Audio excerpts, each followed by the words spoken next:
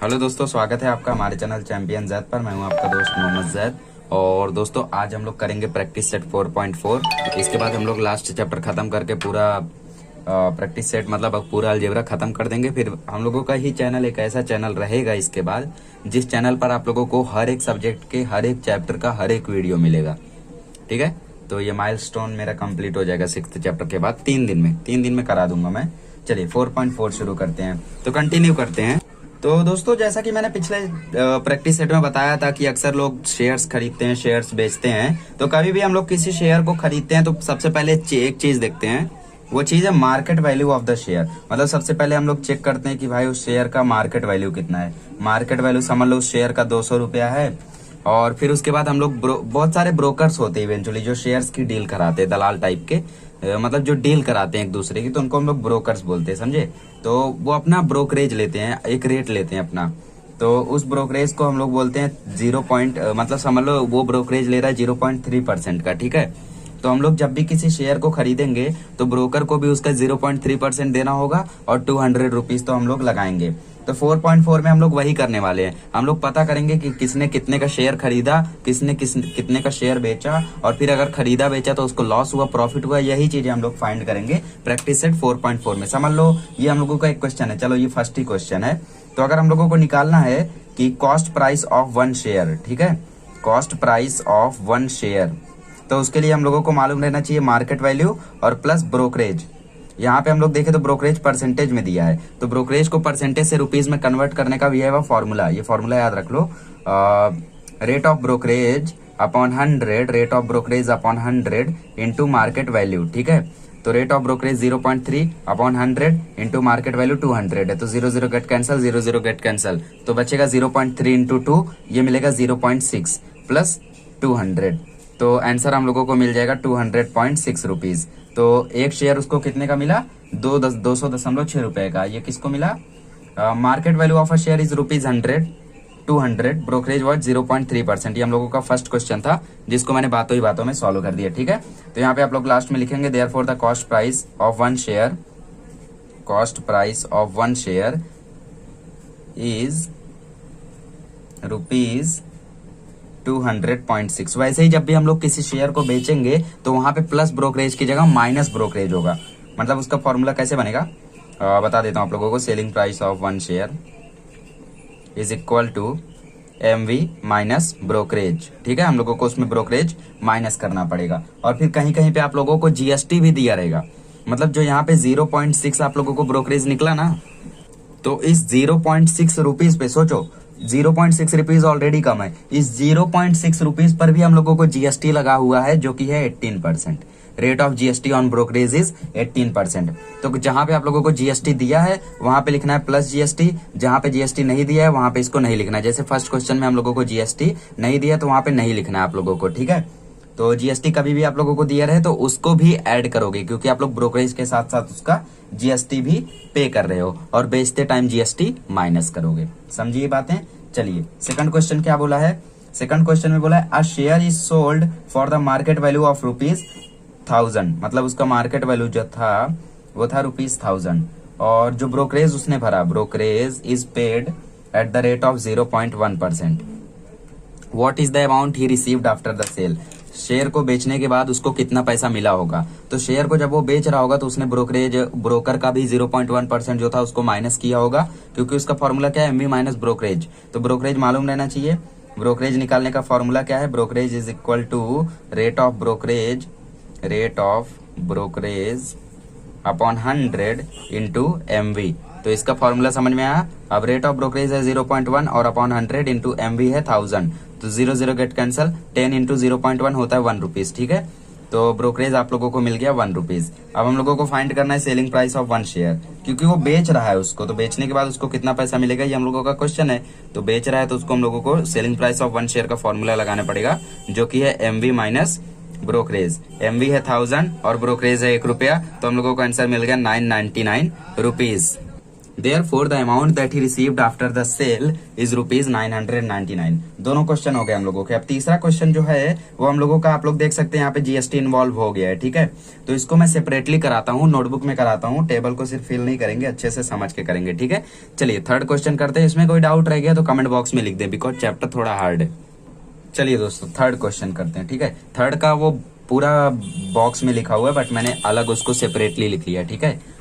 पहला क्वेश्चन है कि इसमें नंबर ऑफ शेयर्स हैं 100। बी मतलब एबीसी कोई कोड नहीं है, बी मतलब बाय। 100 शेयर इसने खरीदा है। एक शेयर की मार्केट वैल्यू है 45 रुपए। तो टोटल वैल्यू कितनी होगी? टोटल वैल्यू मतलब हम लोगों को निकालना है सम इन्वेस्टेड, उसके बाद हम लोगों को ब्रोकरेज निकालना है। ब्रोकरेज का फॉर्मूला हम सभी को मालूम है। फिर 9% CGST ऑन ब्रोकरेज और 9% SGST, क्योंकि 18% GST होता है ब्रोकरेज पे, तो 9% आधा कर देंगे GST निकाल के, या फिर 9% ही डायरेक्ट निकाल लेंगे, डोंट वरी अबाउट दैट। फिर टोटल वैल्यू ऑफ शेयर, मतलब 100 शेयर खरीदा तो उसने कितना पैसा भरा होगा, ये पहले क्वेश्चन जैसा है, ठीक है। We should solve it. तो सबसे पहले नंबर ऑफ शेयर्स है 100। एक बार और लिख लेता हूं मैं, अगर आप लोगों को कोई प्रॉब्लम ना हो। क्या प्रॉब्लम होगी, अब तो मैंने लिख लिया। और MV कितना है? ₹45। तो सम इन्वेस्टेड मतलब कितना पैसा उसने लगाया होगा पूरे शेयर्स को खरीदने में। अभी सिर्फ हम लोग total value of sum invested अभी निकाल रहे हैं। टोटल वैल्यू ऑफ शेयर्स में हम लोग MV ब्रोकरेज ऐड करेंगे, तो number of shares into MV होता है इसका फॉर्मूला, ठीक है। मतलब कितना शेयर खरीदा और प्लस कितने में खरीदा। तो 100 शेयर खरीदा, 45 का एक शेयर था, तो आंसर मिल जाएगा 4500 रुपया। 4500 रुपए में 4500 रुपीज में इसने पूरा शेयर खरीदा होगा, ठीक है। अब ब्रोकरेज कितना लगा होगा इसका, तो ब्रोकरेज का आप लोगों को फॉर्मूला मालूम है। Brokerage is equal to rate of brokerage upon 100, rate of brokerage upon 100 into market value. Dividend में फेस वैल्यू होता है, ब्रोकरेज में मार्केट वैल्यू होता है, कंफ्यूज मत होना। रेट ऑफ ब्रोकरेज कितना है, यहाँ पे दिया था क्या, 0.2% दिया, ठीक है। टेक्स्ट बुक में आप लोग रिफर करोगे तो 0.2% उधर दिया है। अपॉन 100 इंटू मार्केट वैल्यू है 45, तो 45 इंटू 0.2 कितना होता है भाई? 45 इंटू 0.2 होता है 9 अपॉन 100, तो हम लोगों को आंसर मिल जाएगा 0.09, ठीक है। एक शेयर का ब्रोकरेज है 0.09, ठीक है। तो पूरे 100 शेयर का ब्रोकरेज कितना हो जाएगा, मतलब टोटल ब्रोकरेज, पूरा ब्रोकरेज 100 शेयर्स का कितना हो जाएगा? 9 रुपया हो जाएगा, बिकॉज 100 इंटू 0.09, तो यहाँ पे ये हो गया 9 रुपीज, ठीक है। तो टोटल ब्रोकरेज इसको लगा 9 रुपीज। अब 9 रुपीज पर जो 18% GST लग रहा है वो भी निकालना है। तो CGST जो लगा है वो 9% है, तो 9 अपॉन 100 इंटू 9, तो ये हम लोग अभी फाइंड करते हैं। तो फटाफट सॉल्व कर लेते हैं। 9 9 जा 81 अपॉन 100, तो ये हो जाएगा 0.81 रुपीज। CGST हो गया, CGST SGST दोनों सेम होता है, तो ये भी हो जाएगा 0.81 रुपीज, ठीक है। अब हम लोगों को लास्ट में क्या फाइंड करना है, total value of the share. तो total value of the share के लिए हम लोगों के पास फॉर्मूला है, GST रहे तो GST प्लस करो और ना रहे तो ना करो। तो इसमें GST दिया है तो हम लोगों को प्लस करना है, और GST हम लोगों को मालूम नहीं है, तो इसके लिए हम लोग CGST को 2 से मल्टीप्लाई कर देंगे तो हम लोगों को GST मिल जाएगा, या फिर SGST को करोगे तो भी मिल जाएगा। तो 1.62 रुपीज हम लोगों को मिल गया यहाँ पे GST। इस ब्रोकरेज पे GST कितना मिलेगा, 1.62 रुपीज। अब हम लोगों को total value of the share निकालना है। Total value of the share मतलब purchase value of the share, कितने में शेयर को खरीदा होगा। Total value of the share is equal to MV plus brokerage plus GST। MV plus brokerage plus GST। MV था हम लोगों का टोटल पैसा, मतलब जो था वो था 4500, और उसके ऊपर ब्रोकरेज लगा था 9 रुपीज का, फिर उसके बाद GST लगा 1.62 रुपीज का। So we will get the answer 4510.62 rupees. तो total value of the share कितना हो जाएगा, 4510.62 रुपीज में हम लोगों को पूरा शेयर मिला, GST वगैरह ब्रोकरेज वगैरह दे देके, ठीक है। समझ में आया कैसे करना है। अब सेकंड क्वेश्चन में जस्ट उल्टा कर दिया, इसमें सेल किया है शेयर्स को, वो भी फाइंड करते हैं। चलिए सेकंड क्वेश्चन में मैंने सेपरेट लिख दिया। इसमें बोला number of shares is equal to 75S। S मतलब ज्यादा कुछ मत समझो, सेल हो गया, ठीक है। तो कई सारे बच्चे इसको कोड समझते हैं, सर वहां पे B दिया था, B मतलब क्या था, S दिया था, S मतलब क्या था, तो कोड नहीं है। B मतलब बाय, S मतलब सेल। MV है 200 रुपीज। टोटल वैल्यू मतलब सम इन्वेस्टेड फाइंड करना है, फिर ब्रोकरेज फाइंड करना है, फिर 9% ऑफ GST, 18% ऑफ GST, मतलब GST तो फाइंड करना ही रहता है, तो मैंने ये अपनी तरफ से ले लिया। फिर CGST फाइंड करेंगे, SGST फाइंड करेंगे। चलिए नंबर ऑफ शेयर्स है 75 और MV है ₹200, तो सम इन्वेस्टेड कितना हो जाएगा, चलिए लिख लेते हैं। तो पहले सम इन्वेस्टेड फाइंड करेंगे हम लोग, ठीक है, तो इसका फॉर्मूला क्या है, number of shares into MV, number of shares into MV. तो 75 इंटू 200, तो यहाँ पे 75 टू जा होता है 150 और 2 जीरो। चलिए 15,000 रुपया इसने इन्वेस्ट कर दिया 75 शेयर खरीदने में। टोटल वैल्यू मिल गया हम लोगों को। अब ब्रोकरेज फाइंड करते हैं। ब्रोकरेज है 0.2%। और कहाँ से आया, टेक्स्ट बुक से आया है, टेक्स्ट बुक देख सकते हो। तो ब्रोकरेज का फॉर्मूला सब लोग जानते हैं, rate of brokerage upon 100 into MV. Rate of brokerage है 0.2 अपॉन 100।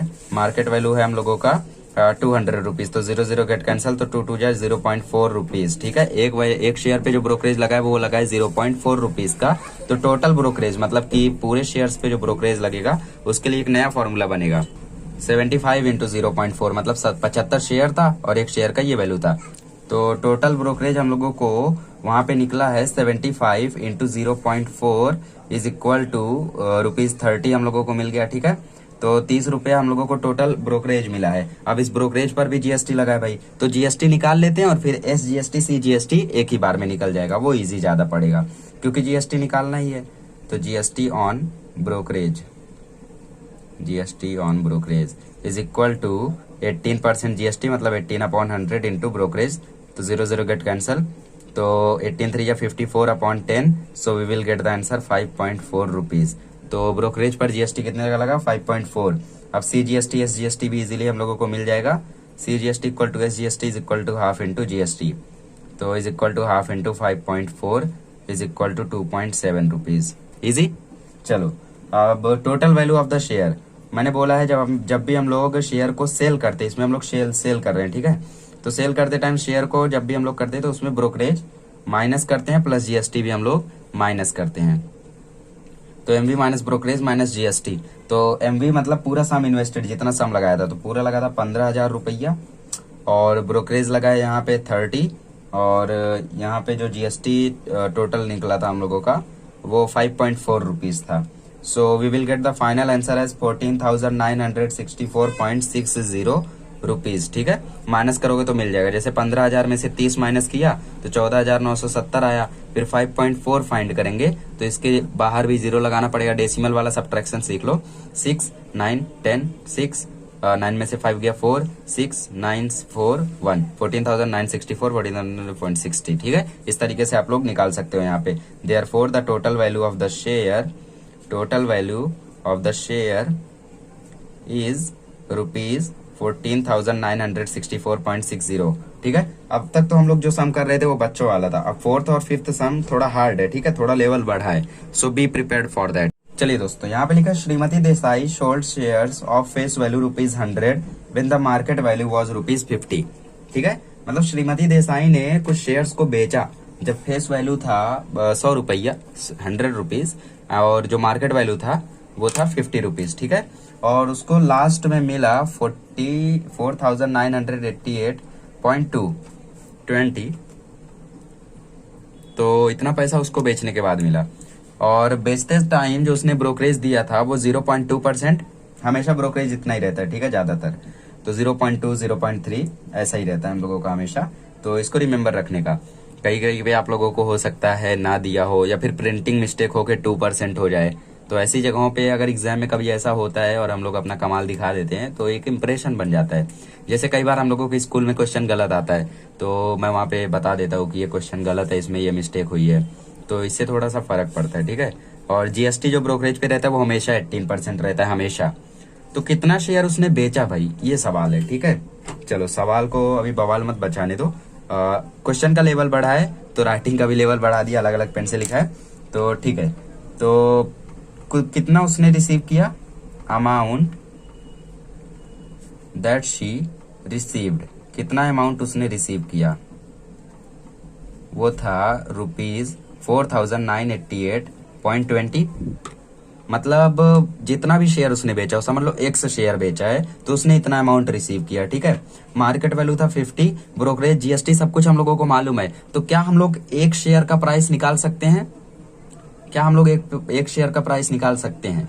बिल्कुल निकाल सकते हैं, क्योंकि हमें चाहिए क्या, market value minus brokerage minus GST, तीनों चीजें हमारे पास अवेलेबल है। तो cost selling price of 1 share निकालेंगे और फिर इसको उससे डिवाइड कर देंगे तो हम लोगों को मिल जाएगा कि कितना शेयर उसने बेचा था। जैसे आपने 1000 रुपए की आइसक्रीम खरीदी और एक आइसक्रीम का प्राइस था 10 रुपए, ठीक है। एक आइसक्रीम का प्राइस 10 रुपया था और आपने 1000 रुपए की खरीदी, तो कितनी आइसक्रीम खरीदी? सीधा आप लोग क्या करोगे, उसको डिवाइड करोगे, 0 0 गेट कैंसिल, आपको पता चल जाएगा कि 100 आइसक्रीम भाई ने खरीदी थी। तो उसी तरीके से तो यहाँ पे भी है। तो हम लोग एक शेयर का प्राइस निकालेंगे, एक शेयर का सेलिंग प्राइस, और फिर इसको डिवाइड कर देंगे तो नंबर ऑफ शेयर्स मिल जाएगा। अब चलिए एमवी लिखते हैं। MV is equal to ₹50, brokerage is equal to 0.2% and GST on brokerage is equal to 18%। Okay, चलो अब एक शेयर का हम लोग प्राइस निकालते हैं, तो उसके लिए हमें ब्रोकरेज को कन्वर्ट करना पड़ेगा और फिर जीएसटी को भी कन्वर्ट करना पड़ेगा। तो brokerage is equal to rate of brokerage upon 100 into MV. तो रेट कितना है ब्रोकरेज का? It is 0.2% upon 100, market value है 50, 0 0 गेट कैंसल, और 0.2 इंटू 5 होता है 1 अपॉन 10, ये हो गया 0.1 रुपीज, ठीक है। तो ब्रोकरेज हमको हम लोगों ने रुपीज में भी कन्वर्ट कर दिया, और एक शेयर का प्राइस निकाले तो ब्रोकरेज इतना ही होगा। अब जीएसटी ऑन ब्रोकरेज कितना होगा वो फाइंड करते हैं। सो जीएसटी ऑन ब्रोकरेज, तो इसका फॉर्मूला कैसा रहता है? Rate of GST upon 100, rate of GST upon 100 multiply by brokerage. तो ये फॉर्मूला लिखने की वैसे जरूरत नहीं रहती, हम लोग इसको डायरेक्ट लिखते हैं, ठीक है। बट आपके अंडरस्टैंडिंग के लिए मैंने ये फॉर्मूला बता दिया, कभी नोट्स प्रिपेयर करना तो उसमें जरूर लिखना। तो 18/100 इंटू 0.1। अब भाई 0.1 रुपीज पे तुम क्यों जीएसटी ले रहे हो?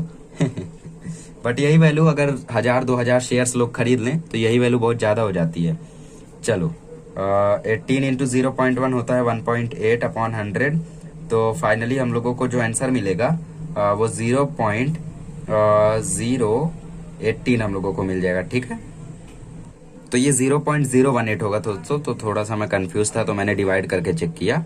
ऐसा आप लोग भी कभी कंफ्यूज रहे तो डिवाइड करके जरूर चेक करें, ठीक है।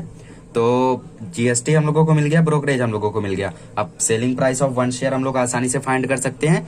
चलिए, selling price of 1 share is equal to market value minus brokerage minus GST. चलिए फटाफट हम लोगों ने लिख दिया। तो मार्केट वैल्यू था 50, ब्रोकरेज निकला 0.1, जीएसटी निकला 0.018। चलो अब इन सबको हम लोग अगर माइनस करेंगे तो हम लोगों को आंसर मिलेगा 49.8820 रुपीज, ठीक है। ये हम लोगों को आंसर मिलेगा सेलिंग प्राइस ऑफ 1 शेयर। यकीन नहीं होगा तो आप लोग सब्ट्रैक्ट करके एक बार चेक जरूर कर लेना, बिकॉज जब तक आप लोग खुद से माइनस नहीं करोगे तब तक नहीं सीख पाओगे। तो मैंने टाइम बचाने के लिए कैलकुलेट कर लिया था, और वैसे भी आंसर याद रहते हैं। चलिए अब नंबर ऑफ शेयर्स फाइंड करते हैं। चलिए, number of shares is equal to selling price of all shares divide by selling price of 1 share, ठीक है। तो selling price of all share था 4988.20 रुपीज, और कॉस्ट प्राइस सेलिंग प्राइस एक share का है 49.8820। तो हम लोग देखें तो दोनों मैच कर रहा है, बस फर्क कितना है, 2 नंबर, यहाँ पे 4 नंबर के पॉइंट है, 4 नंबर के बाद पॉइंट है, यहाँ पे 2 ही नंबर के बाद पॉइंट हो गया है। मतलब यहाँ पे 100, अगर हम लोग इसको इससे डिवाइड करेंगे so we will get the answer as 100। तो number of shares that she have sold is 100 shares, ठीक है। तो how many shares did she cell?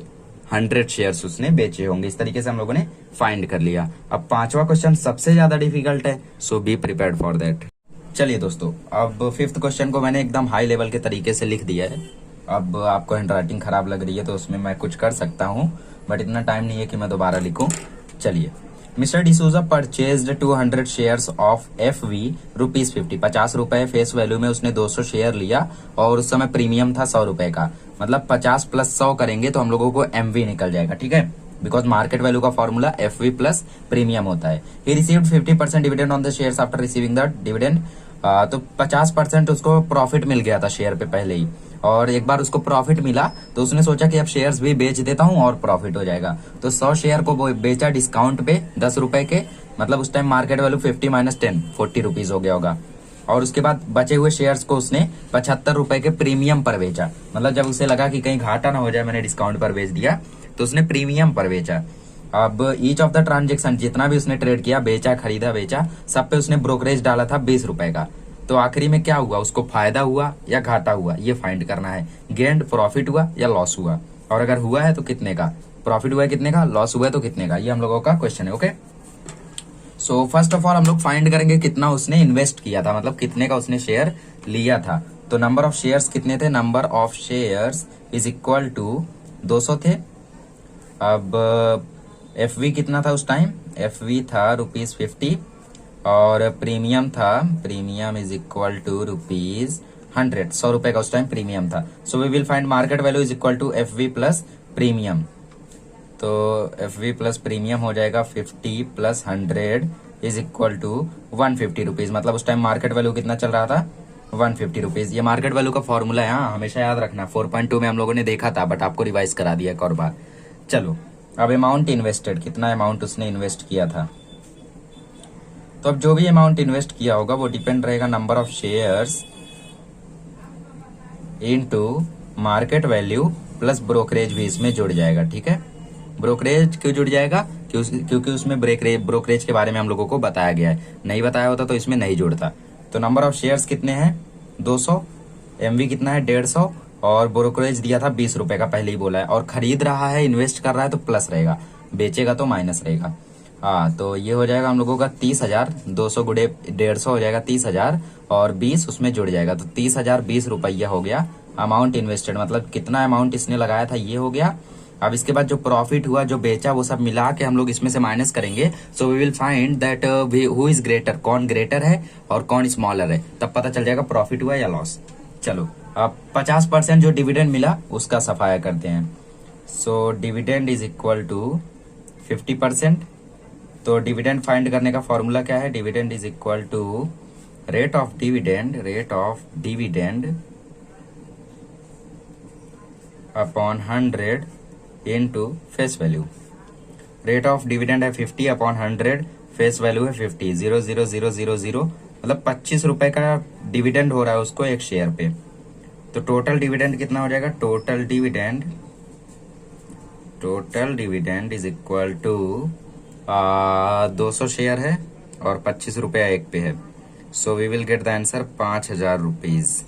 तो 5,000 रुपए का उसको ऑलरेडी प्रॉफिट मिल गया। ठीक है, तो 30,000 में से 5,000 हम लोग माइनस कर देंगे ताकि ये देखे कि अब कितना उसके पास बैलेंस बचा हुआ है। ठीक है, सो balanced amount,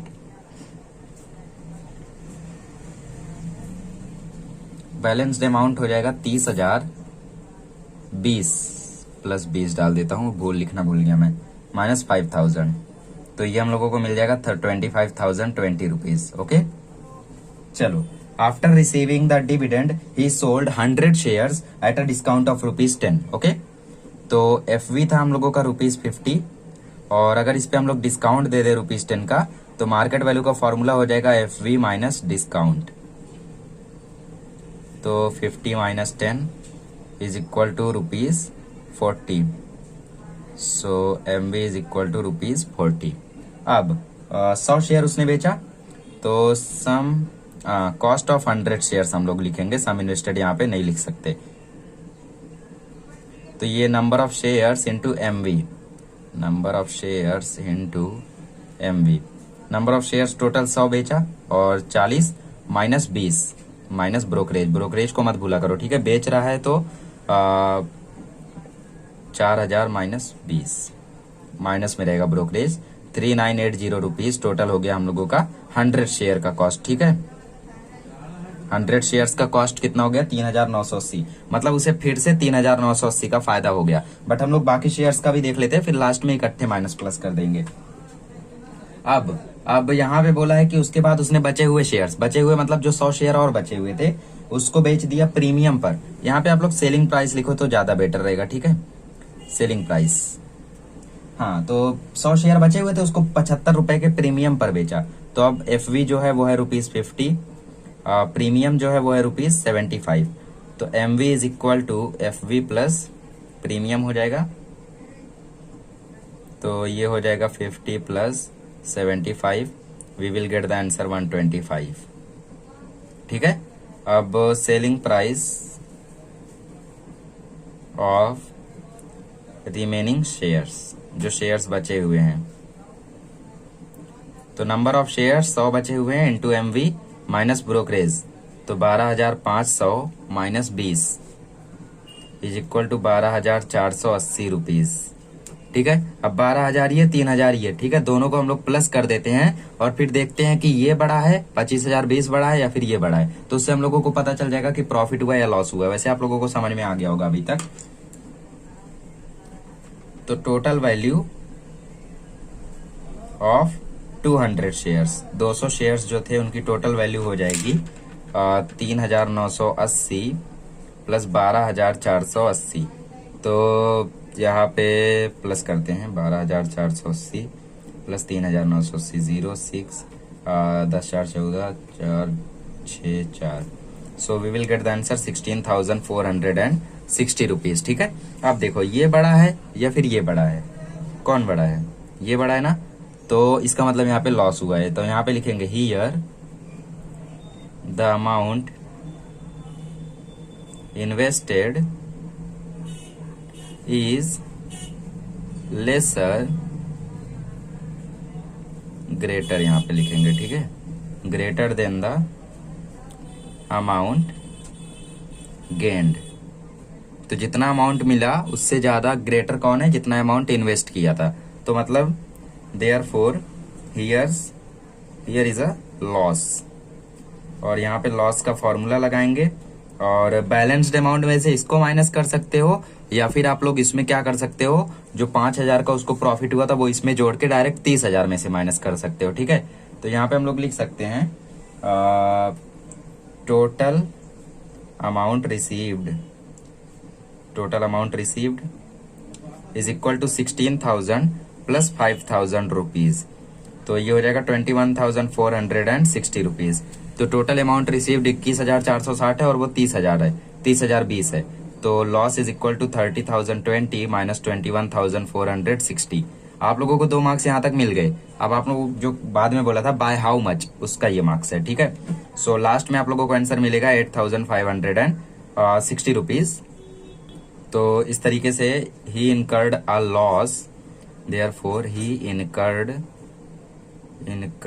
a loss of ₹8,560। ठीक है, इस तरीके से आप लोग यहाँ पे लास्ट में लिख सकते हो। तो इस तरीके से 4.04 हम लोगों का समाप्त हुआ। अब अगले लेक्चर में मिलेंगे तो हम लोग लास्ट चैप्टर शुरू करेंगे अलजेब्रा का, और फिर फाइनली हम लोगों का चैनल ही एक ऐसा चैनल हो जाएगा पूरे यूट्यूब पे जिसपे हर सब्जेक्ट के हर एक चैप्टर के हर एक वीडियोस आपको अवेलेबल रहेंगे।